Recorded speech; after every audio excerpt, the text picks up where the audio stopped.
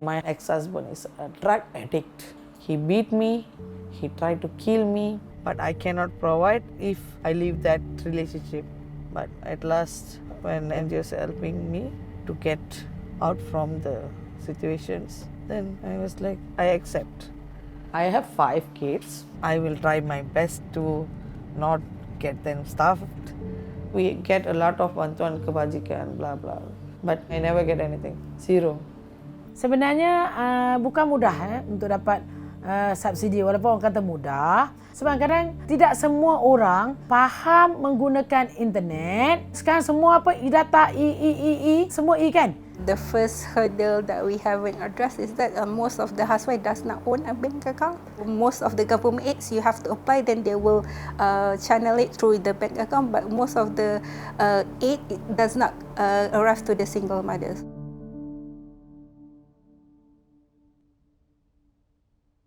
Women who call in, they would have tried everything. They would have called the family first, then call your friends.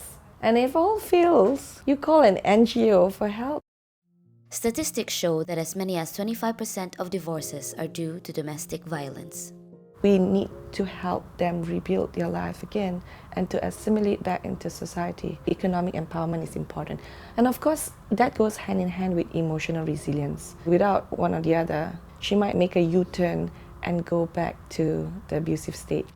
Under the law, divorced women are entitled to spousal support for themselves and their children. But even if the courts grant it, it doesn't guarantee payment.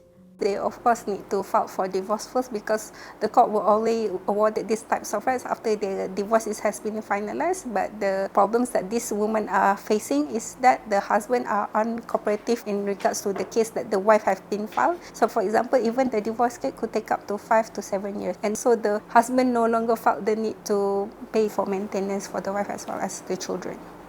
Telenisa offer free legal advice regarding Islamic family law.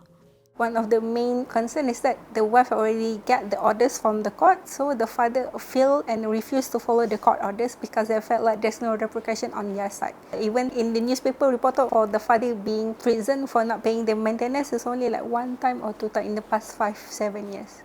Recent estimates show that a single-parent family with 2 kids living in Kuala Lumpur need at least 5,650 ringgit a month to survive. Vijaya works as an e-hailing driver, but she's struggling. This is rental car means I have to pay 380 per week, no matter what. I work, I no work, anything. I have asthma.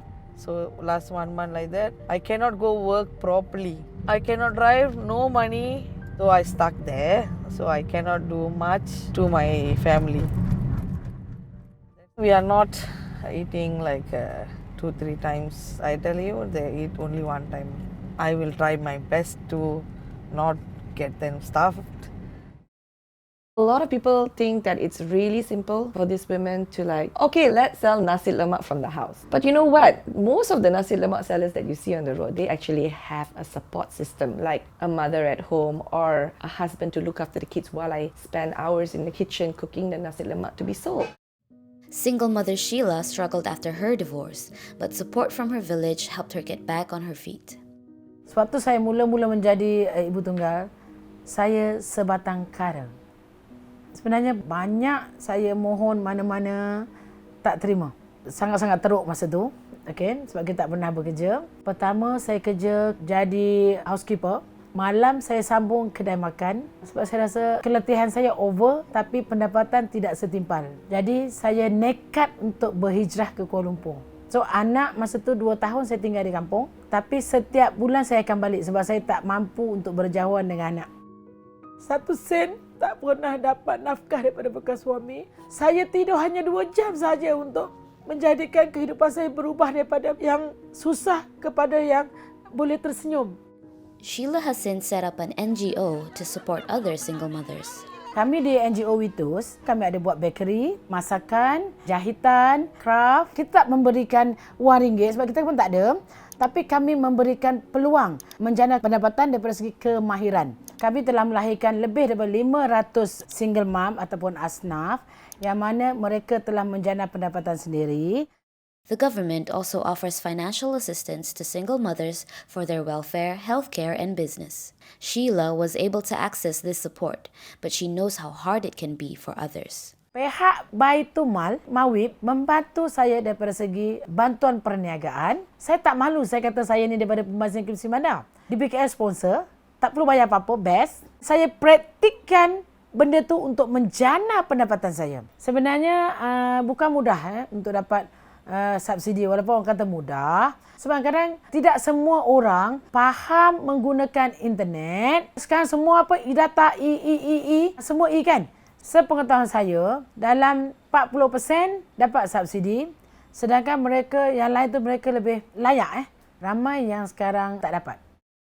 The government always look at the monthly earnings that you earn as a whole family. They don't look at it as individual. So if your husband if the family is earning 10K a month, so they consider yes, it's a middle class family. But oftentimes when the woman want to file for divorce, the woman doesn't earn anything. It's not always about income. So we have to look at the situations, the person or the individual cases that comes when they needed help.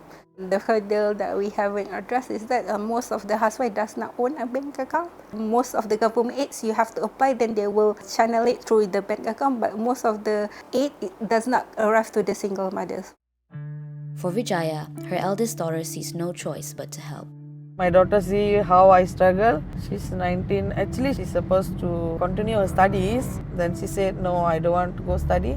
I have work and I help you. So maybe she can understand what's going on, how struggle we are, in what status we are.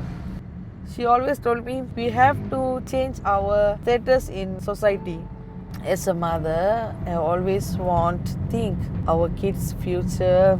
If we know the kids' future is gone because of ourselves, it's pain. Children who don't have proper childcare. Unfortunately, the eldest is going to be the one who's going to take on that role. And I really wish that communities or maybe the government could actually help by setting up childcare centers, even if it was half day, after school, somewhere near the school so that they can just commute by walking, doesn't cost them much money. Ultimately, we felt that it is necessary to make sure that single mothers and the children are well taken care of, and we want to ensure the poverty cycle does not continue throughout generations.